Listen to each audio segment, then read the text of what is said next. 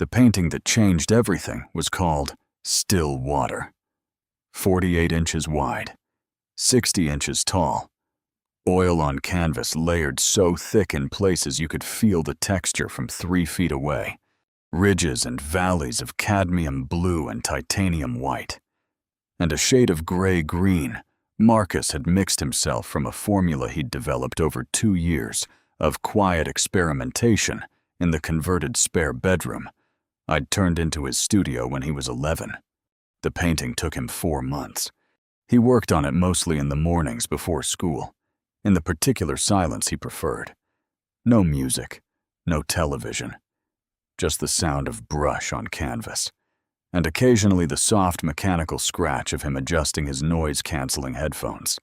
I'd watched it emerge the way you watch weather form, not understanding exactly what you're seeing until it's already fully itself.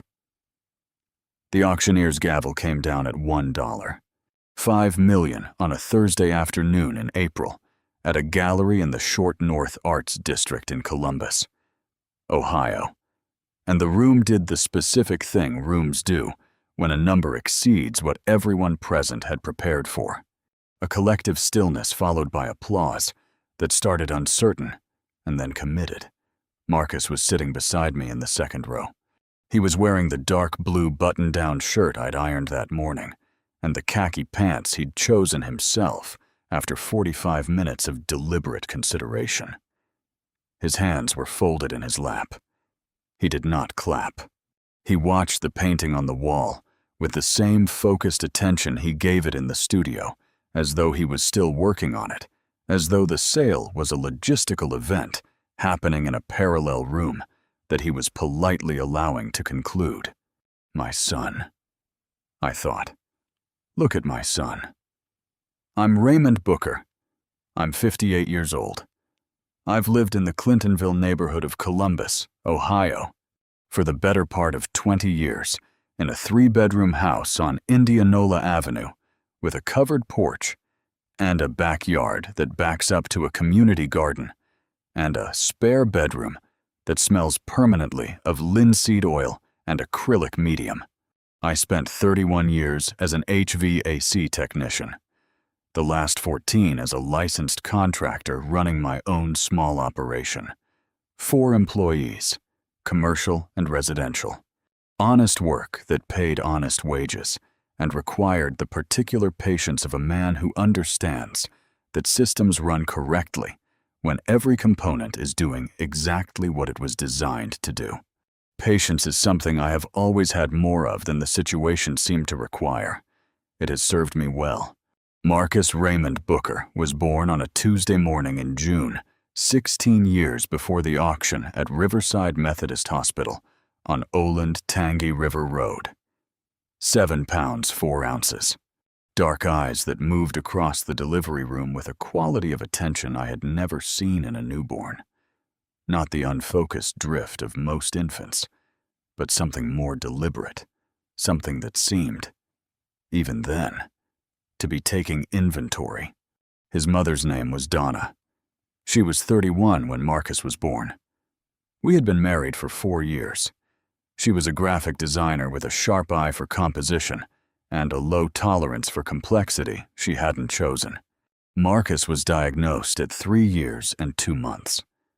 Autism spectrum disorder, level 2 support needs. The developmental pediatrician at Nationwide Children's Hospital explained it carefully and professionally, and with the kind of practiced compassion that told me she had delivered this information many times before. I listened to every word. I asked questions. I took notes on a yellow legal pad I still have in the filing cabinet in my home office. Donna sat beside me through the appointment. She drove home without speaking. The months that followed had a texture I still find difficult to describe. Not because they were entirely dark, but because they were so specifically divided. There were moments of genuine light.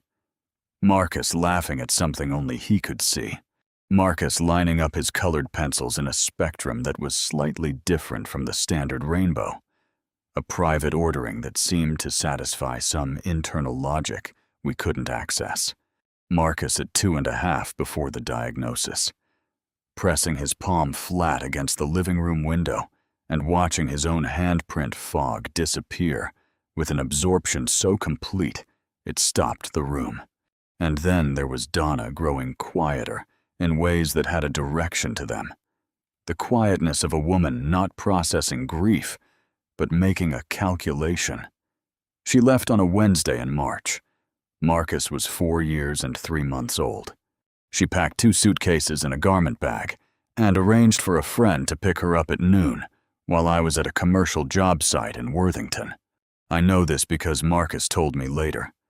Not immediately. Because at 4 he didn't have the language yet for the sequence of events.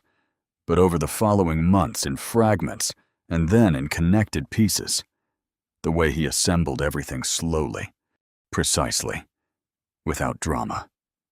Over the following months and years, in the slow, patient way he assembled everything. Marcus told me what he remembered, not in full sentences at first. Fragments, images, the bags by the door, a hug, the sound of a car. By the time he was 7, he could put it in order. By the time he was 10, he told me once, quietly, without being asked. She didn't say goodbye to me. She said she'd see me soon. That's not the same thing. She did not say goodbye to the boy. That is the sentence I return to. Not because it defines her completely. People leave marriages for reasons that don't always survive explanation, but because that specific omission. A 4-year-old boy watching his mother's car pull away from the living room window has lived in my house every day since March of that year. She moved to Portland, Oregon, with a man named Jeff, who worked in software and had, as far as I could determine, no particular flaw beyond the fact that he was not us. I filed for divorce. She did not contest custody. She did not request visitation. She did not send child support for the first 8 months until my attorney sent a letter, after which she sent the minimum required amount, with a specific irregularity of someone who had decided to comply without engaging. I raised Marcus alone. Here is what that means practically, so you understand what the next part of this story is built on. It means I learned the difference between a meltdown and a shutdown, and which de-escalation approaches worked for Marcus specifically versus the general recommendations in the parenting literature. It means I built a sensory safe space in his bedroom that we modified 6 times over 8 years as his needs evolved. It means I attended 147 IEP meetings. I counted because Marcus counted, and counting things together became one of our languages. It means I drove him to occupational therapy on Tuesdays and speech therapy on Thursdays, and beginning when he was 7 to an art class at the Columbus Museum of Art's Community Education program on Saturday mornings, where an instructor named Patricia Voss recognized something in the way Marcus held a brush that I had been watching for 2 years without having the vocabulary to name. It means I kept every receipt. That last detail matters. I want you to hold it. I am an HVAC technician. I have run a small business for 14 years, every expense documented, every invoice filed, every grant application submitted, and either accepted or rejected. And I filed 11 grant applications over 12 years for arts education funding, for therapeutic services, for equipment, for materials, because I learned early that there was financial support available for families like mine if you were willing to do the paperwork. And I was always willing to do the paperwork. Marcus watched me do it quietly from the doorway of the home office or seated at the kitchen table with his own project while I worked at mine. He was 9 years old the first time he asked me what I was filing records. I told him of everything we've spent on your art and your therapy and your school support. So, if anyone ever asks, we have the proof.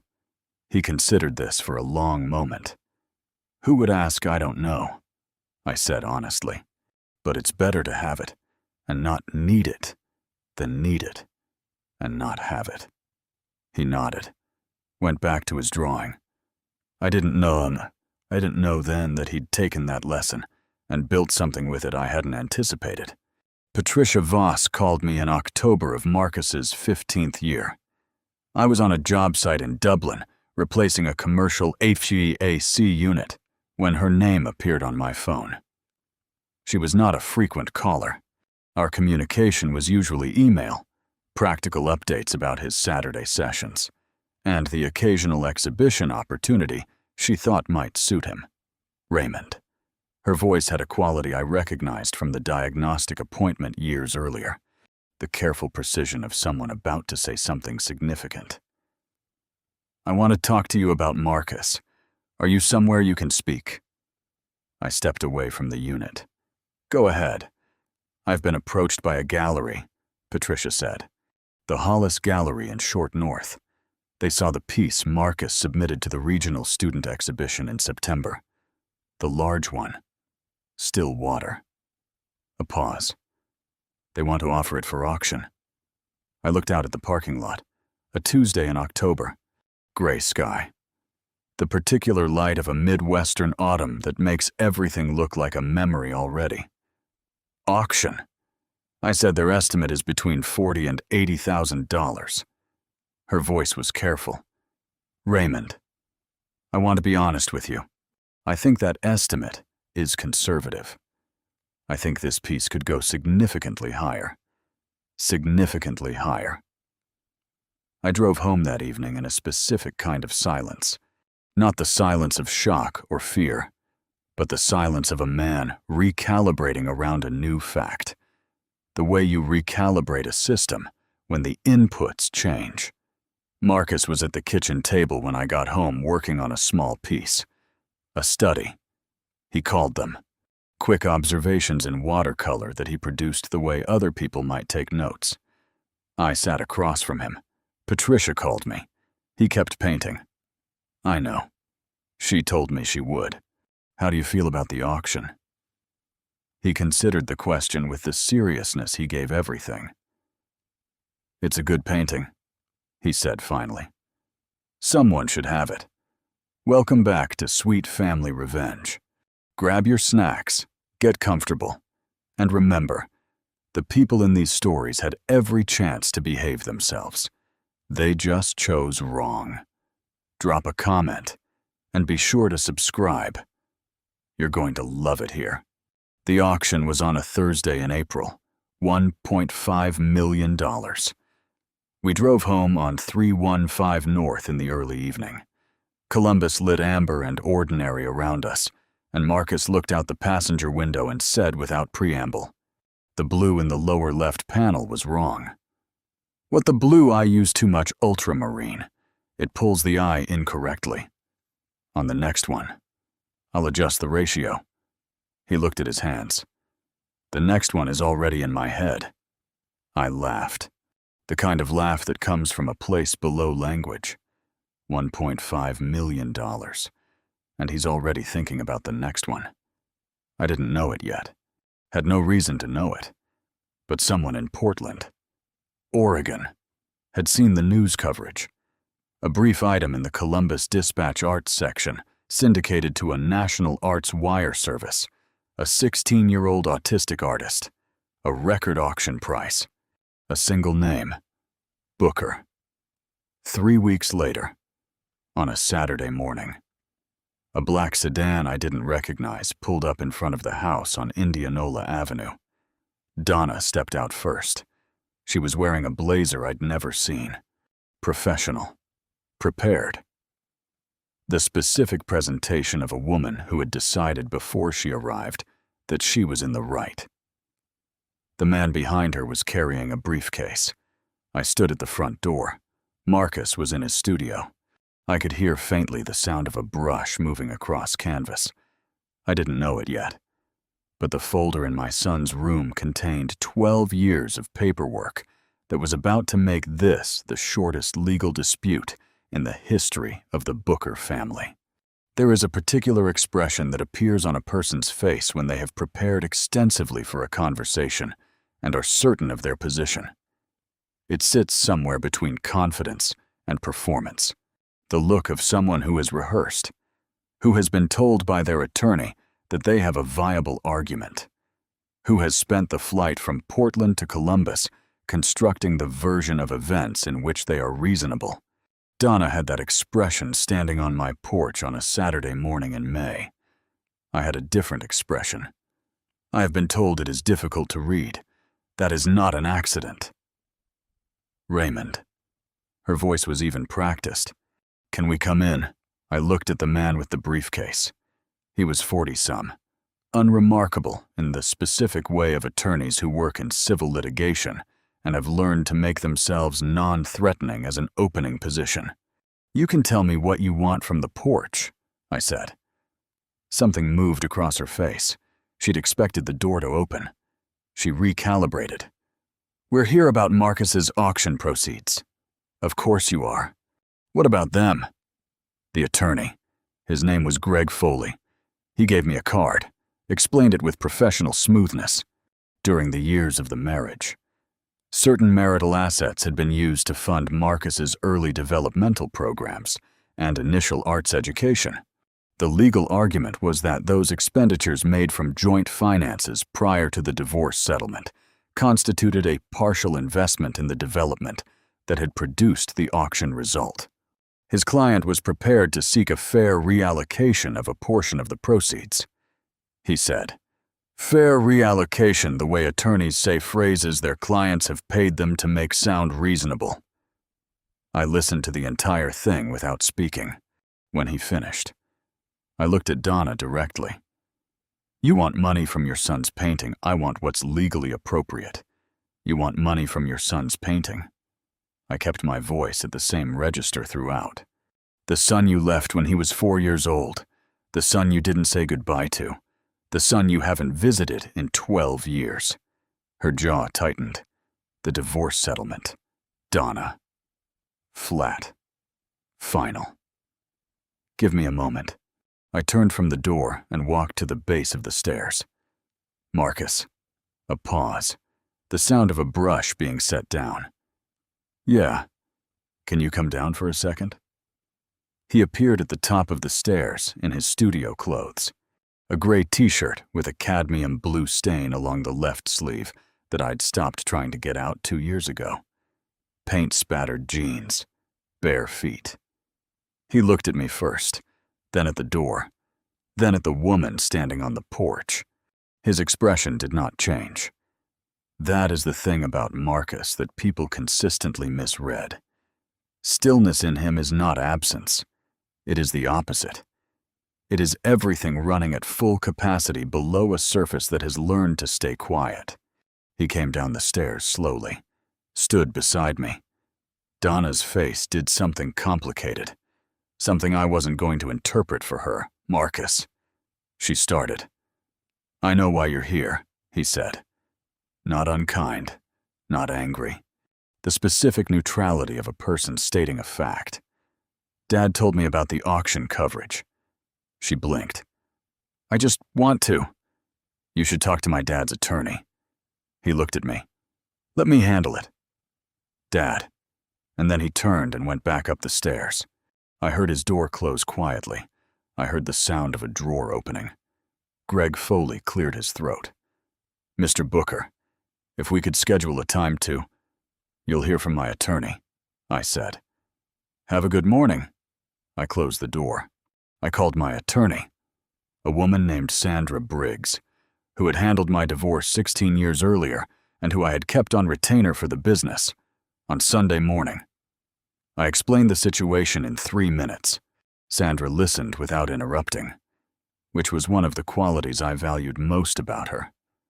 What assets are they claiming funded his early development, she asked.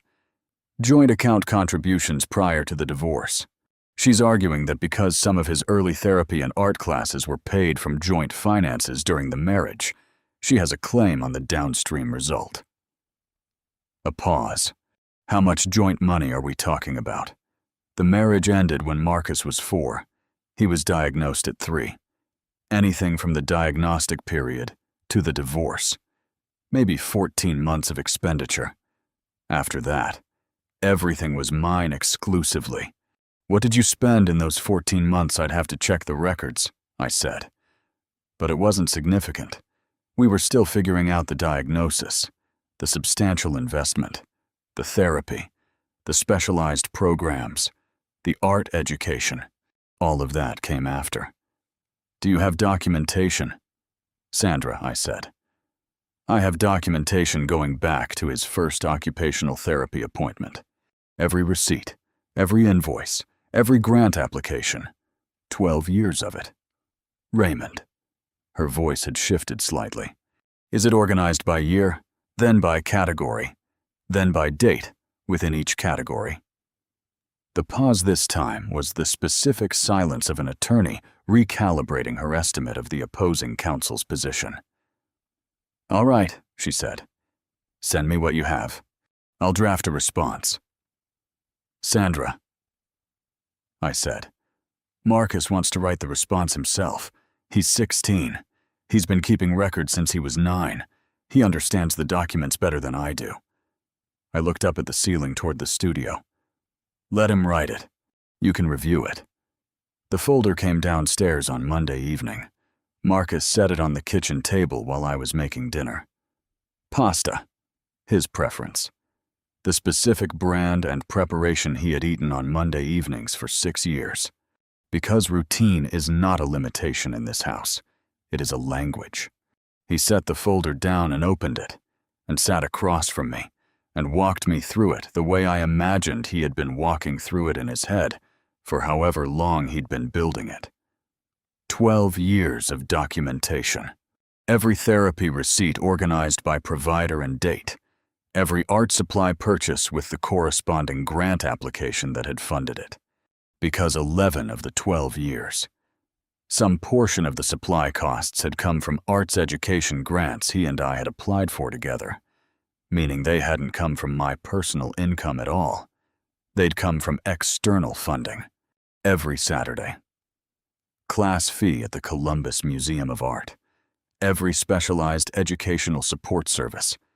Every application to the Ohio Arts Council's developmental grant program. Dates. Amounts. Sources. He'd color-coded the tabs. Blue for therapy, green for art education, yellow for grants received, red for out-of-pocket expenses. The out-of-pocket expenses were mine. Every dollar of them. Not a penny from Donna after the first 8 months of minimum required child support, which had ended. I checked the records just before Marcus turned 6, at which point her payments had simply stopped. And I had made the decision for reasons I don't fully understand. Even now not to pursue enforcement, because pursuing it would have required her to be present in his life in some form. And I decided at the time that her absence was easier than her presence. I looked at the folder. I looked at my son. The joint marital expenditure on his development prior to the divorce, Marcus said, was $412. I found the records in your old files. It was 2 therapy copays and 1 diagnostic assessment copay. He adjusted the folder slightly. The total documented investment in my development from the date of the divorce to the present day is $247,819. Of that, $81,400 comes from grants. The remaining $166,419 came from your income. He looked at me steadily. Her contribution was $412. My painting sold for $1.5 million. Her claim represents a fraction of a fraction of a fraction of the actual investment. I put my fork down. Marcus, I want to write the response, he said. I've already written a draft. Will you read it? If you've been listening for a while and want stories like this to keep coming, it really helps if you hit that like button and subscribe. 97% of people never do, but it's what keeps this whole thing running. So, thank you for real. He handed me 4 handwritten paragraphs on lined paper. I read them once, then again. They were precise. They were documented. They were written in the specific language of a person who has read enough legal correspondence to understand that tone and structure matter as much as content. Not aggressive, not emotional, just completely, irrefutably factual. Paragraph 1 identified the claim. Paragraph 2 documented the actual joint marital expenditure with specific dates and amounts. Paragraph 3 documented the total investment made exclusively from Raymond Booker's post-divorce income and external grants with a breakdown by year and category. Paragraph 4 was one sentence.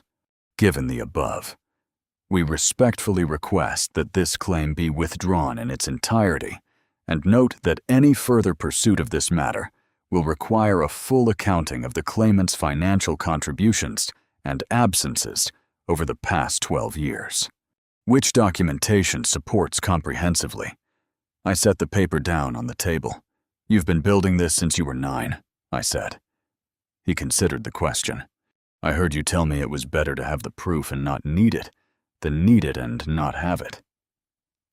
He adjusted his headphones slightly.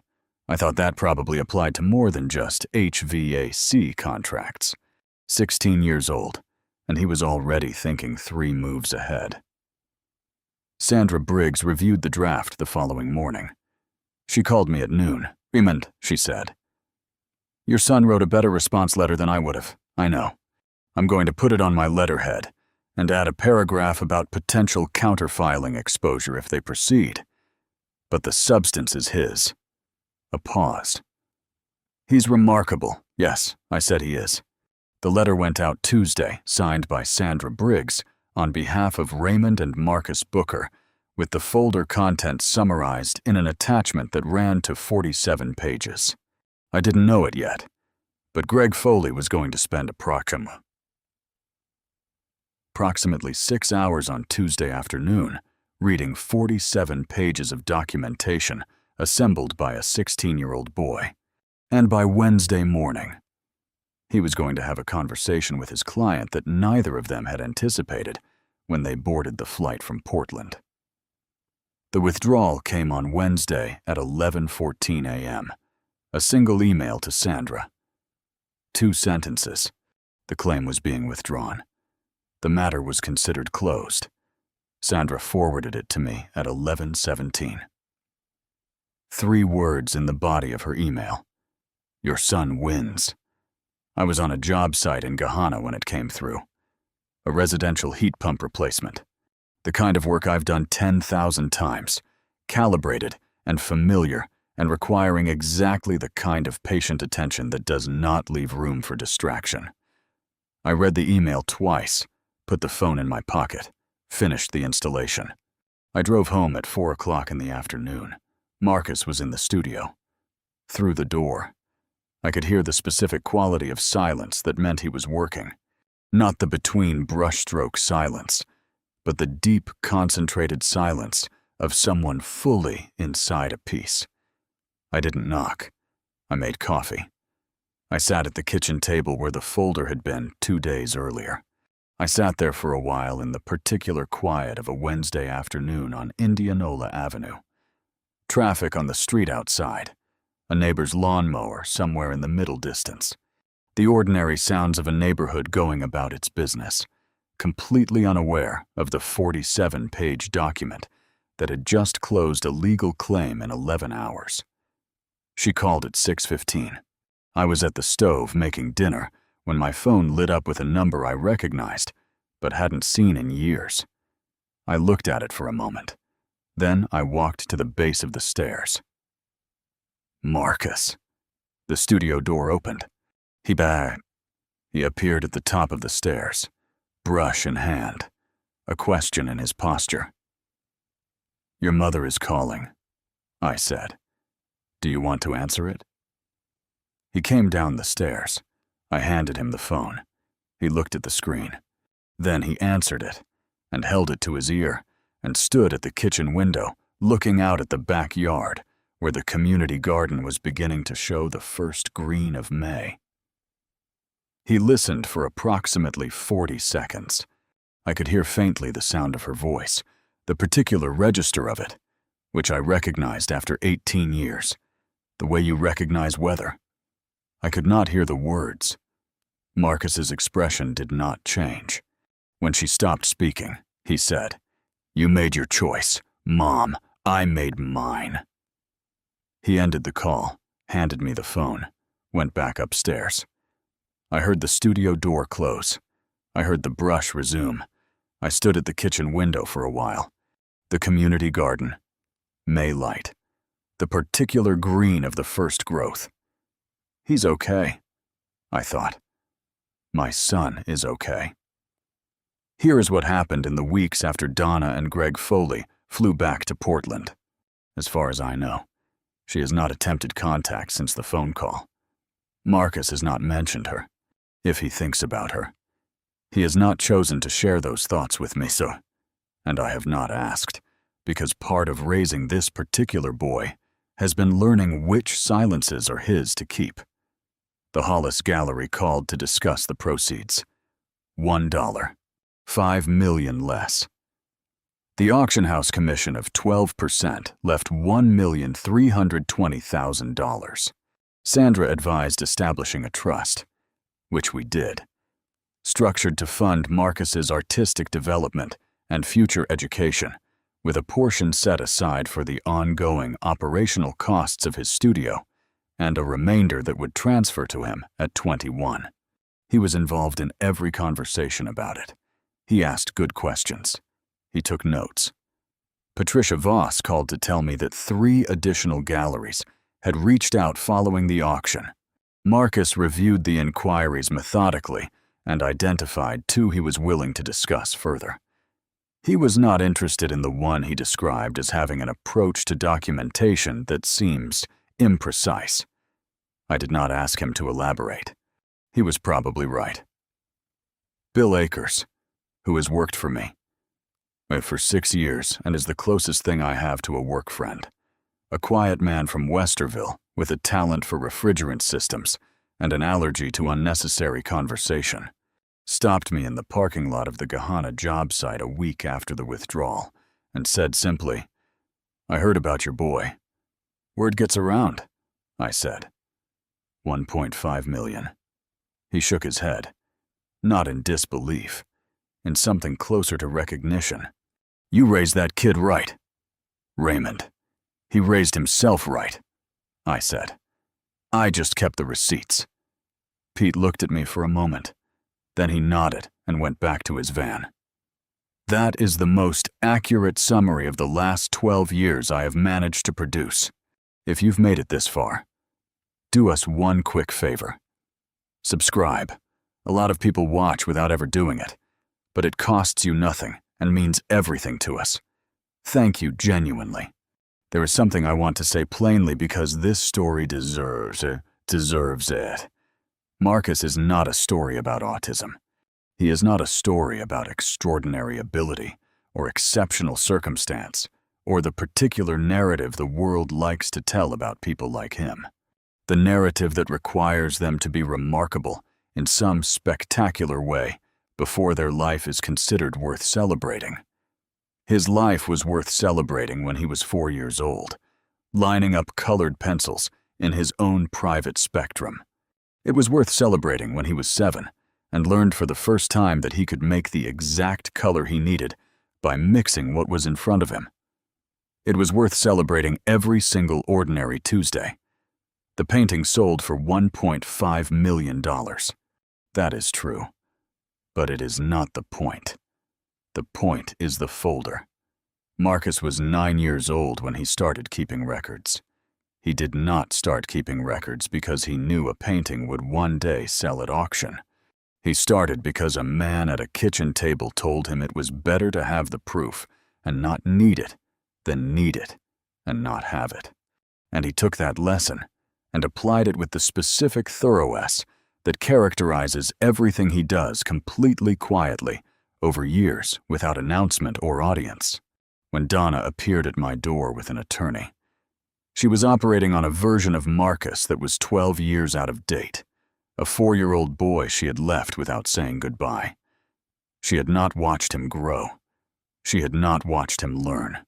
She had not been present for any of the 12 years of work and struggle and progress and breakthrough that produced the boy who handed me 4 handwritten paragraphs on a Monday evening and asked quietly if he could handle it. She did not know who she was dealing with.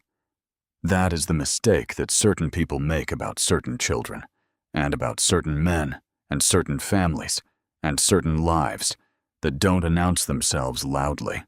The assumption that quiet equals simple, that unconventional equals chintzer, that a boy who processes the world differently than you do is a boy who can be outmaneuvered.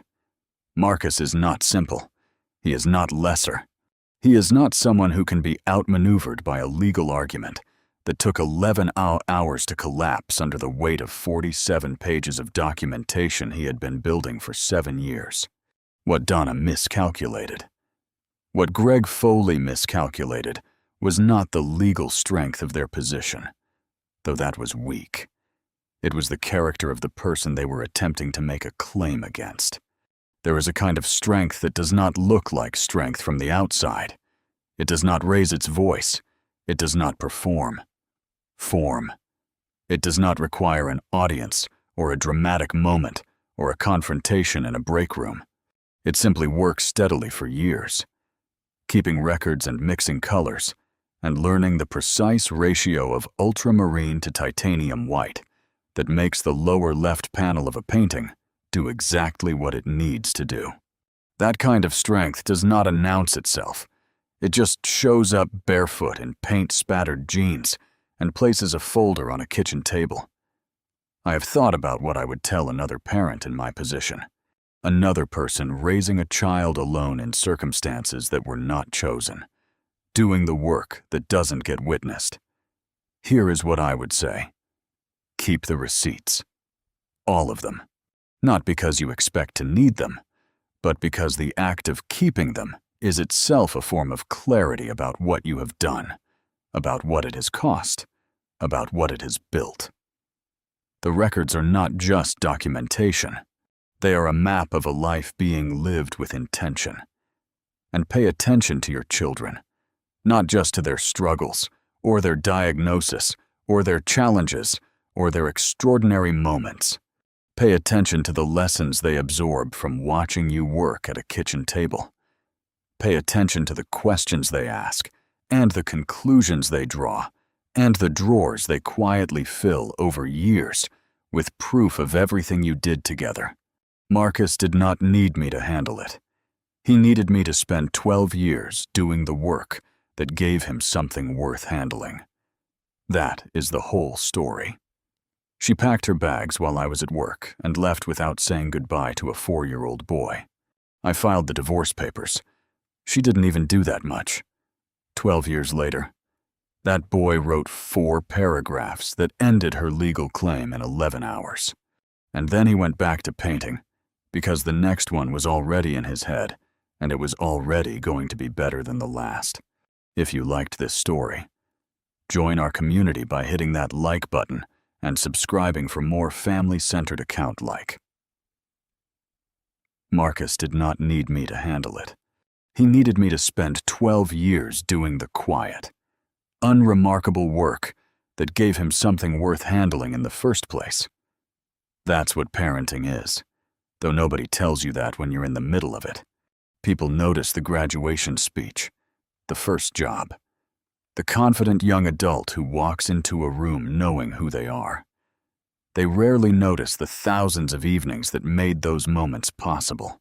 The homework at the kitchen table after long workdays, the baseball games where the score didn't matter nearly as much as the ride home, the birthdays that were celebrated even when money was tight, the nights spent sitting beside a fever, the early mornings making lunches, the conversations about honesty, kindness, responsibility, and the quiet expectation that your word should always weigh more than your excuses. None of those moments looked extraordinary while they were happening. They were simply another Tuesday, another Saturday, another ordinary day in a life built one decision at a time. Looking back, I realize that was the point. Character isn't taught during one dramatic conversation. It's accumulated through repetition until doing the right thing feels more natural than doing the easy thing. Marcus didn't become the man he was because I had all the answers. He became that man because, whenever I didn't have the answers, I still showed up. His mother packed her bags while I was at work and walked away without saying goodbye to a 4-year-old boy who kept asking when she'd be home. I remember answering that question more times than I can count. Each answer a little gentler than the last, because children deserve hope even when adults have failed them. Eventually, the question stopped. Not because he forgot, but because he learned to stop expecting answers that weren't coming. I filed the divorce papers. She didn't even do that much. At the time, I thought that was just another responsibility that had landed on my side of the table. Years later, I understood it was simply another brick in the foundation. Every responsibility accepted without complaint becomes part of the structure your children grow up standing on. 12 years later, that same little boy sat down and wrote 4 paragraphs. No anger, no revenge, no performance. Just clear, careful truth supported by facts. Written by someone who understood that honesty doesn't have to shout to be heard. Dio's 4 paragraphs ended her legal claim in 11 hours because they were built the same way his life had been built, patiently, accurately. One solid piece placed on top of another until there was nothing left for anyone to argue with. People sometimes ask me if I feel vindicated by how everything turned out. That's never been the right word. Vindication is about proving someone else wrong. This was about proving that 12 years of quiet effort were never wasted. The paperwork ended a legal case. The parenting built a man. One mattered for a day. The other will matter for the rest of his life. After it was over, Marcus didn't celebrate. He didn't call everyone he knew. He didn't linger over what had happened. He went back to his studio, picked up a brush, and started painting because another idea had already taken hold in his mind. And he was far more interested in creating something new than revisiting something that was finally finished. Watching him disappear into that room, I realized I had succeeded in the only way that truly mattered. He wasn't defined by what someone had done to him years earlier. He was defined by what he chose to build afterward. That's the whole story. A woman walked away from a 4-year-old boy without saying goodbye. A father stayed. 12 ordinary years passed.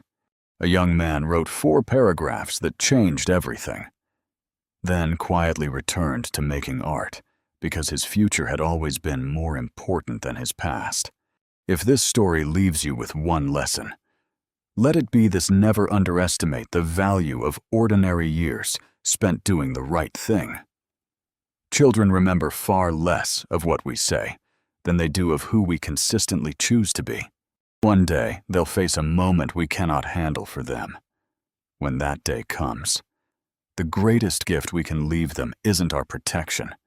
It's the character that allows them to stand on their own. That's what those 12 years were really building all along. And that foundation, once it's built well, can carry a lifetime. If you liked this story, join our community by hitting that like button and subscribing for more family-centered accounts like this.